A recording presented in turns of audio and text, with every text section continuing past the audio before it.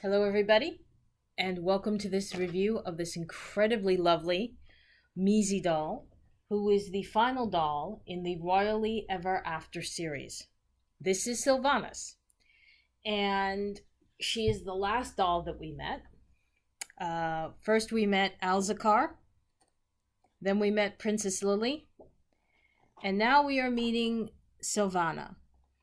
And I hope I'm probably mispronouncing it, and I apologize for that. You can't really tell from the cards, but this is actually the darker haired of the two. There's a very light blonde, a platinum, and then there's this darker brownish hair version. So this is Sylvanas.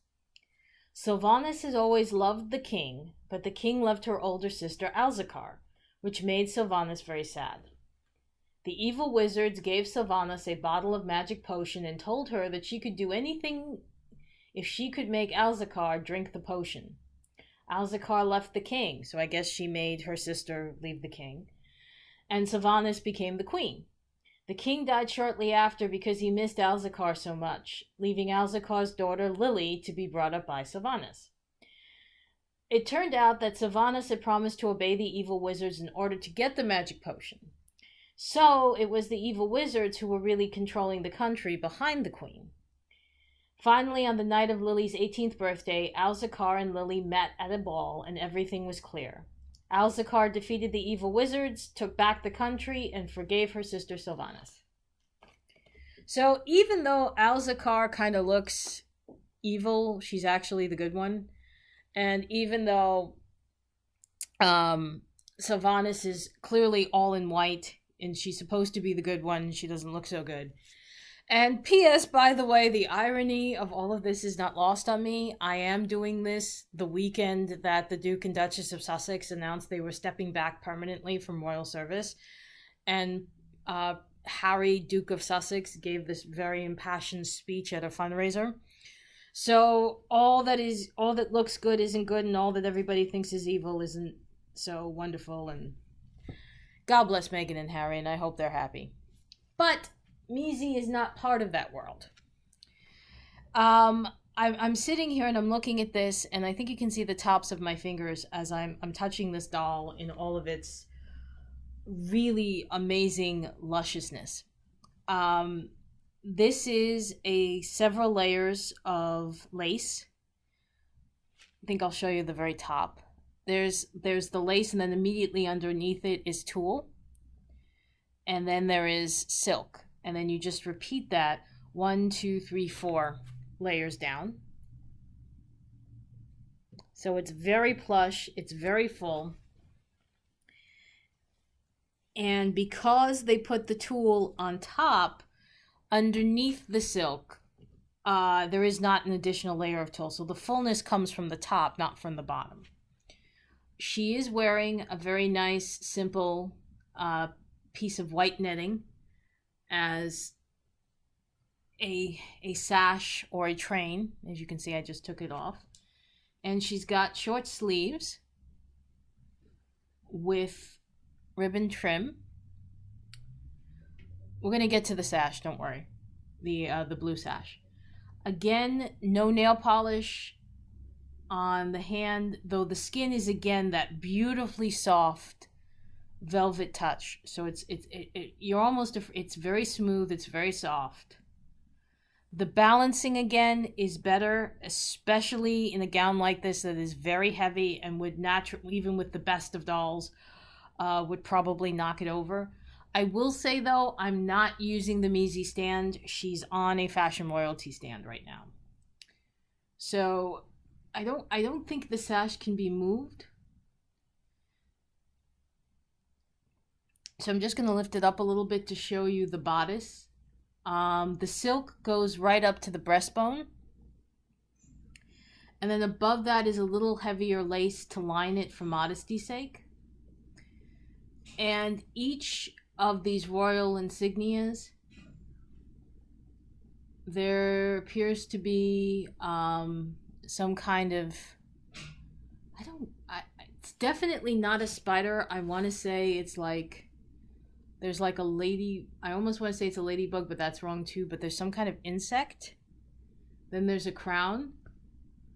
Then there's a pearl jewel. Those three are, whoops, those three are royal insignias. Excuse the thumb. And then at the bottom where it closes is another pearl insignia. It's a lovely sash. I mean, this does have the look of something you could easily see Queen Elizabeth or any of the other royals wearing. You can see also she has very simple pearl earrings. No necklace, because that's going to point you up to the crown of her hair. Mucho product. I'm not even going to try to take this off or go around it. It's a lovely roll on the top with little string curls hanging on either side. Her eyes are blue. Very light sandy gold eyeshadow around her eyes.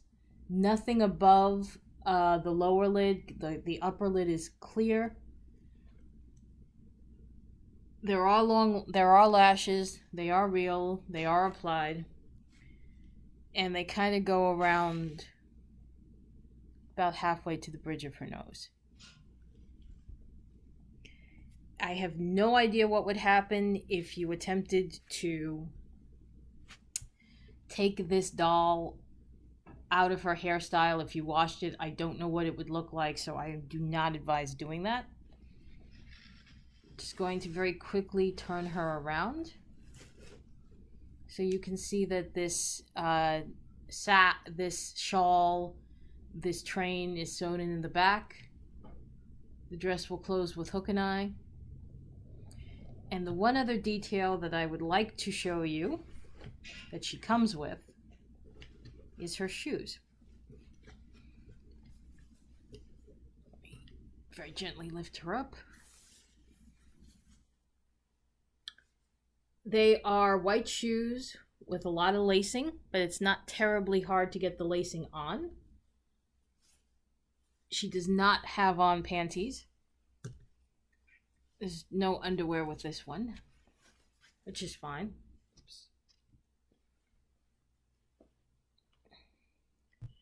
But again, the detail, this pulling off a dress like this, especially when you're not cheating with having an underskirt of tulle, that you're depending on the satin and the tulle above the in the front above the skirt, on the outside of the skirt, to give it the depth and the volume. That's a risk, but the risk paid off. It's a lovely looking, very full, very plush dress. I'm very happy with the way this turned out. Now, I did say that that's what she came with. I bought from Facets by Marcia, and I'll put a link to her in the description below. I bought from Facets by Marcia what's called the Queen Mary tiara, and this is a tiara that you often see Queen Elizabeth wearing, and I was told that it kind of works, and it does. You have to squeeze it in a little tighter, but as you can see, or you will see in a second, it works beautifully with this gown, and you just have to sort of bend the metal a little bit. And if you have an upswept or full hairdo, it will fit her immaculately. Now, I'm guessing that Mizi did not give her a crown in this case because she stole the throne. She usurped the throne, as it were. Or maybe they just haven't gotten around to working out that pattern yet. But for their first attempt at a storyline, it was a short but compelling storyline, and it's a very, very lovely doll with an excellently constructed ensemble. So, do you get her? Yes, you do. This is not, I mean, just because the Mizi body is just a little bit smaller than even Poppy, you might have trouble redressing this as a wedding gown or a coronation gown.